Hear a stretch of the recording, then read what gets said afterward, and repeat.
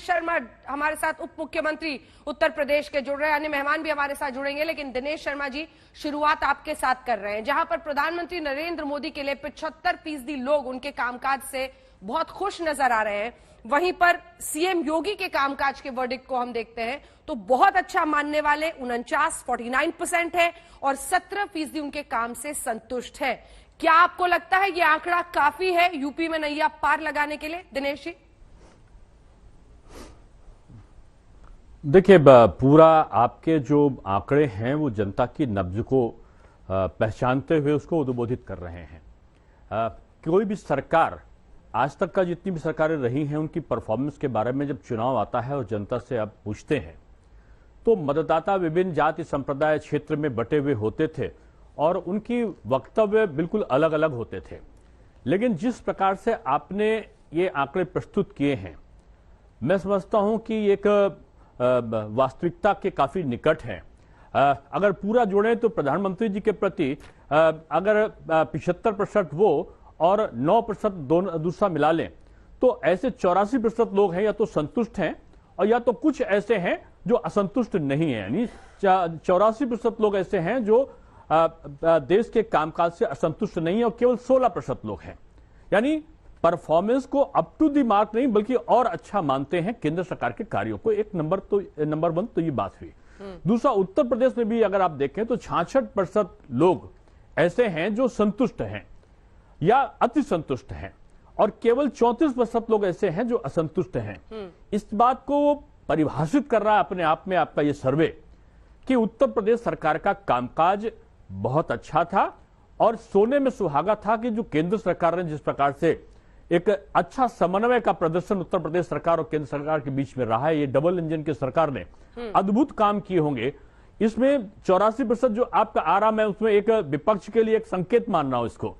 विपक्ष जो हमारे 20% हमारे अल्पसंख्यक बंधु हैं, हाँ। उनके मत को लेकर वो अपने आप पे दावा किया करता है। मैं आपके इस जो चुनावी सर्वेक्षण है उसमें आधार पर भी और अपने व्यक्तिगत अनुभव के आधार पर भी कहूंगा कि अल्पसंख्यक मतदाता भी इस बार बिल्कुल प्रभावित है। कोई प्रचार कर ले, घर की महिलाओं से जाकर पूछिए, बेरोजगार नौजवानों से जाकर पूछिए, जिनको राशन मिल रहा है, जिनको 1000 रुपए भत्ता मिल रहा है, जिन किसानों को 6000 रुपए साल का उनको वहां पर सम्मान राशि मिल रही है, जिनके घर में टॉयलेट हुए हैं, जिनके घर में प्रधानमंत्री आवास मिले हैं, आज उनका मंतव्य बदला है। और दृष्टिकोण भारतीय जनता पार्टी की सरकार के पक्ष में इसलिए भी बदला है कि अल्पसंख्यक वर्ग ने भी देखा है कि आज पूरे प्रदेश में 5 सालों में एक भी सांप्रदायिक दंगा नहीं हुआ। एक भी जगह के लोगों के जनहानि सांप्रदायिक दंगों के कारण नहीं हुई। माफिया अपने जेलों के अंदर रहे, आम आदमी उससे भयाक्रांत होने से बचा रहा। ये तमाम फैक्टर ऐसे रहे कि एक डेवलपमेंट प्रोसेस में भी हम आगे रहे, कानून व्यवस्था में भी हम आगे रहे, शैक्षिक और स्वास्थ्य व्यवस्था को सुधारने में भी हमारा एक अच्छा स्थान रहा है। कुल मिलाकर कह सकते हैं कि जो परफॉर्मेंस सरकार की रही है प्रत्येक क्षेत्र में, उसका एक अपना अलग महत्व रहा है। मुख्यमंत्री चुनाव आज जातिवाद, संप्रदायवाद, क्षेत्रवाद पे नहीं, ये विकासवाद के आधार पर ये परिणामों को निर्धारित करने वाले होंगे, ऐसा मैं आपसे बोलता हूं। उप मुख्यमंत्री जी, मुद्दा जरा दिखाइए। सर, मुद्दे में सबसे ऊपर 35% लोग बेरोजगारी कह रहे हैं, उसके बाद महंगाई का नंबर है, फिर कोरोना की महामारी। हाँ, मैं 23% महंगाई कह रहे हैं सर। अब ये समझिए, ये तो विपक्ष भी लगातार यही कह रहा है ना कि आपने जो रोजगार के वादे किए थे उस पर आप फेल हुए। ये बेरोजगारी, महंगाई, कोरोना की महामारी, बड़ी परेशानी। कि अंजना जी, मैं समझता हूं कि बेरोजगारी के क्षेत्र में उत्तर प्रदेश सरकार ने आजादी के बाद अब तक की सरकारों में सबसे ज्यादा सफलता उसको दूर करने में करी है। आपके पास आंकड़े हैं, आप देख लीजिए। जब हम सरकार में 2017-19 मार्च को हमने शपथ ली थी, उस समय बेरोजगारी दर थी 17.4%। आज जब हम आपसे बात कर रहे हैं, इस समय बेरोजगारी की दर है 4.1%। यानी हमने बेरोजगारी को लगभग 13% के आसपास कम करने का काम बेरोजगारी दर को किया है। 4.5 लाख लोगों को सरकारी नौकरी, पारदर्शिता के साथ नौकरी, एक में भी आक्षेप न आना, और संविदा के आधार पर 3,50,000 से भी ऊपर लगभग 3.25 लाख लोगों को संविदा के आधार पर नौकरी देना, और ये मैं आंकड़ा जो दूसरा बताने जा रहा हूं वो नवंबर के आसपास का है, अब तो 3 महीने में और बढ़ गया होगा। 1,61,00,000 लोगों को हमने वन डिस्ट्रिक्ट वन प्रोडक्ट के माध्यम से, लघु उद्योग के माध्यम से, अप्रत्यक्ष रूप में तमाम उद्योग धंधों के माध्यम से हमने रोजगार का सृजन किया है। यानी रोजगारी को निर्मूल करने के लिए जो उपाय हो सकते थे सरकार ने प्रत्येक क्षेत्र में किया है। और जो हमारी भावी जो योजनाएं हैं, आज हमारे 5-5 एक्सप्रेस वे बन रहे हैं, आज हमारी मेट्रो चलेंगी, हमारा डिफेंस कॉरिडोर बनेगा, कई हजार लोगों को नौकरी, कई लाख लोगों को नौकरी मिलने वाली है।